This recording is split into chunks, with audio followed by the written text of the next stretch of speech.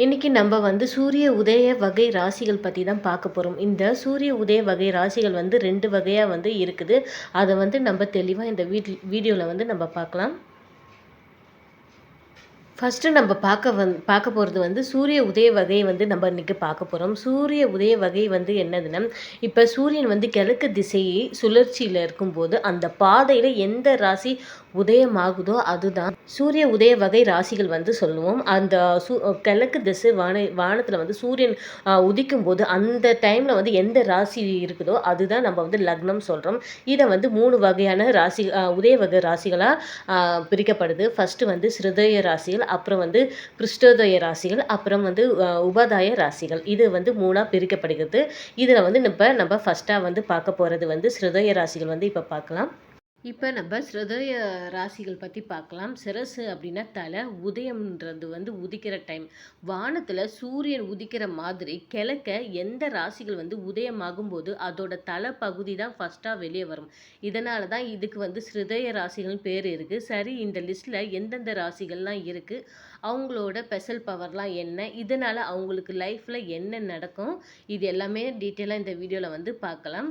First வந்து ராசிகள் பார்க்குறதுக்கு முன்னாடி இந்த ஹிருதய ராசிகளோட பவர்ஸ் வந்து நம்ம பார்க்கலாம். இது வந்து பகல் பலம் சொல்லுவாங்க. இந்த ராசிக்காரங்களுக்கு ராசிக்காரங்கள் எல்லாமே பகல் நேரத்தில் எனர்ஜி லெவல் வந்து வேறு லெவலில் இருக்கும். ஏன்னா ஜோதிடப்படி இவங்க பகலில் தான் பயங்கர ஸ்ட்ராங்காக இருப்பாங்க. பகலில் பிறந்த இந்த ராசி இல்லைன்னா லக்னம் அமைஞ்சா அவங்க செம்ம சுறுசுறுப்பாக இருப்பாங்க. ரெண்டாவது விஷயம் வந்து தலை முதல்ல வர்றதுனால இவங்களுக்கு வந்து புத்திசாலித்தனம், பகுத்தறிவு, எதையும் பிளான் பண்ணி செய்கிற குணம் வந்து பிறப்பிலே இவங்களுக்கு வந்து கொஞ்சம் ஜாஸ்தியாக இருக்கும். தேர்ட் விஷயம் வந்து அட்வான்டேஜ் தசாபுத்தி.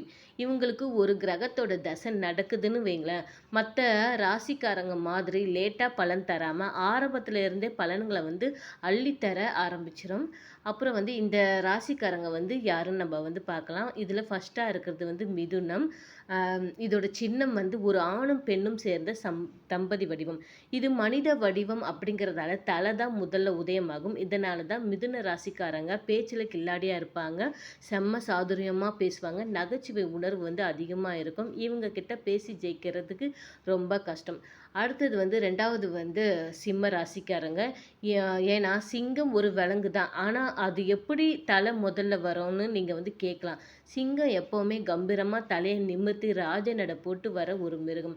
ஜோதிட கணக்குப்படி இது வந்து ஸ்ருதய ராசி தான். அதனால தான் சிம்ம ராசிக்காரங்கிட்ட அந்த லீடர்ஷிப் குவாலிட்டி வந்து, அதாவது தலைமை பண்பு வந்து அவங்கக்கிட்ட இருக்கும். கெத்தான ஆளுமையாக இவங்க வந்து இருப்பாங்க.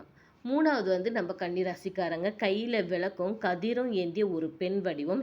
இது வந்து அக்யூரடாக மனித வடிவங்கிறதால தலை முதல்ல வரும். இவங்களோட ஸ்பெஷாலிட்டியே அனலைஸ் பண்ணுறது. எந்த ஒரு சின்ன விஷயத்தையும் நுணுக்கமாக ஆராய்வாங்க. அட்மின் வேலை, மேனேஜ்மெண்ட், இது எல்லாமே இவங்கள வந்து அசைக்கவே முடியாது.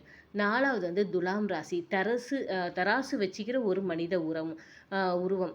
இவங்களுக்கு நியாயம், தர்மம், இது எல்லாமே பேலன்ஸ் பண்ணுறது எல்லாமே ரொம்ப பிடிக்கும். ஒரு விஷயத்தை வந்து தலை பகுதியிலிருந்து யோசித்து லாஜிக்காக முடிவெடுப்பாங்க. யாருக்கும் பாரபட்சம் வந்து பார்க்க மாட்டாங்க. அஞ்சாவதாக வந்து விருச்சிக ராசி. இதோட சின்னம் வந்து தேள். இது ஒரு பூச்சி வடிவமாக இருந்தாலும் இதுவும் ஸ்ருதய கணக்கில் தான் வரும். இவங்க கிட்ட ஒரு விசித்திரமான குணம் இருக்குது. இவங்க பார்க்க அமைதியாக இருந்தாலும் இவங்க மைண்டில் என்ன ஓடுதுன்னே கண்டுபிடிக்க முடியாது. செம்ம சார்பான மூலக்காரங்க. ரகசியங்களை சூப்பராக இவங்க வந்து காப்பாற்றுவாங்க. ஆறாவது வந்து கும்பராசிக்காரங்க. குடத்தை ஏந்திய மனித வடிவம். இவங்க எப்போவுமே அவுட் ஆஃப் த பாக்ஸ் மாதிரியே யோசிக்கிறவங்க. ஏன்னா இவங்களோட சிந்தனையும் தத்துவார்த்தமான, மற்றவங்களுக்கு ஹெல்ப் பண்ணுற மாதிரியும் இருக்கும். புதுசாக ஏதாவது யோசிச்சுட்டே இருப்பாங்க. இப்போ நம்ம வந்து பிருஷ்டோதய ராசிகள் பற்றி பார்க்கலாம். ஃபஸ்ட்டு நம்ம வந்து ஸ்ருதய ராசிகள் பற்றி பார்த்தோம். அவங்க வந்து தலை முதல்ல வர்றதுனால அவங்களுக்கெல்லாம் மூளை தான் செம்ம வேலையாக ஷார்ப்பாக இருக்கும். மூளையை நம்பி தான் அவங்களோட ஒர்க்கு எல்லாமே இருக்கும். ஓகேங்களா? இதுவே பிருஷ்டய ராசிகள் வந்து பிருஷ்டம் அப்படின்னாலே உடலோட பின்புறம் இல்லைன்னா பின்பகுதி சொல்லுவாங்க. உதயம்னா தோன்றுவது. அதாவது வானத்தில் இருந்த இந்த ராசிக்காரங்க வந்து உதயமாகும்போது அதோட பின்பகுதி இல்லைன்னா பின் கால்கள் தான் ஃபஸ்ட்டு வெளியில் வரும். இது வந்து தலைக்கு பதிலாக கால் முதல்ல வருதுன்னு யோசிக்காதீங்க. இவங்களோட பவரே தனி தான். இந்த லிஸ்ட்டில் எந்தெந்த ராசிகள் இருக்குது, இவங்களோட ஸ்பெஷல் பவர் என்னன்னு நம்ம வந்து டீட்டெயிலாக பார்க்கலாம். ஃபஸ்ட்டு நம்ம வந்து இவங்களுக்கு வந்து பகல் நேரத்தை விட சாயந்தரம் இல்லைன்னா நைட் நேரங்களில் தான் எனர்ஜி லெவல் வந்து பிக் பாஸ் கமல் சார் மாதிரி சுறுசுறுப்பாக ஏறும். ஏன்னா இவங்க வந்து நைட் டைமில் தான் பயங்கர ஸ்ட்ராங்காக வந்து இருப்பாங்க. அதே மாதிரி செகண்ட் விஷயம் வந்து இவங்க செம்ம உழைப்பாளி. சிறுதய ராசிக்காரங்க வந்து வெறும் மூளையால் யோசித்து பிளான் பண்ணுவாங்கன்னா, இந்த பிரதிஷ்டைக்காரங்க வந்து பிளானிங் எல்லாம் ஓகே, களத்தில் இறங்கி வேலை பார்ப்போன்னு உடலால் உழைக்க ரெடியாக இருக்கிற ஒரு செயல் வீரர்கள்.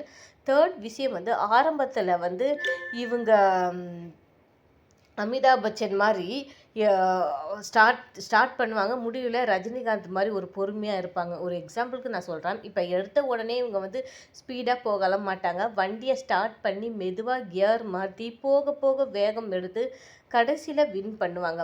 அதே மாதிரி ஃபோர்த்து விஷயம் நம்ம பார்க்கும்போது தசா புத்தியோட ட்விஸ்ட்டு வந்து இவங்களுக்கு இருக்குது.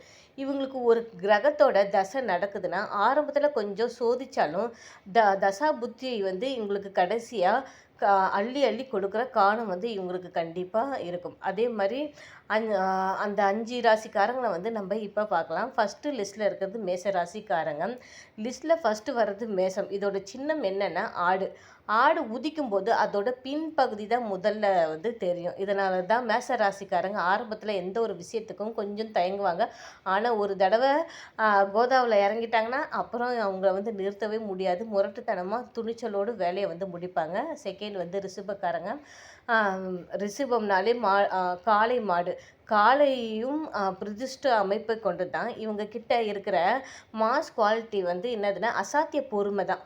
எவ்வளோ கஷ்டம் வந்தாலும் தாங்குவாங்க, விடாமுயற்சியோடு உழைப்பாங்க. ஆனால் கொஞ்சம் பிடிவாதம் ஜாஸ்தியாக இருக்கும். நினைச்சதை வந்து முடிக்காமல் இவங்க வந்து விடுக்க மாட்டாங்க. மூணாவது வந்து நண்டு சின்னம் கொண்ட கடகராசி. நண்டு எப்படி நடக்கணும்னு கவனிச்சிக்கிறீங்களா? நேராக நடக்காது, பக்கவாட்லேயும் பின்பக்கமாக தான் நகரும். இதனால தான் கடகராசிக்காரங்க வந்து கொஞ்சம் சென்சிட்டிவாகவும் உணர்ச்சி வசப்படுறவங்களாகவும் இருந்தாலும் குடும்பம்னு வந்துட்டால் தங்களை வந்து அர்ப்பணித்து காப்பாற்றுறதுல இவங்கள அடிச்சுக்கவே ஆளே கிடையாது.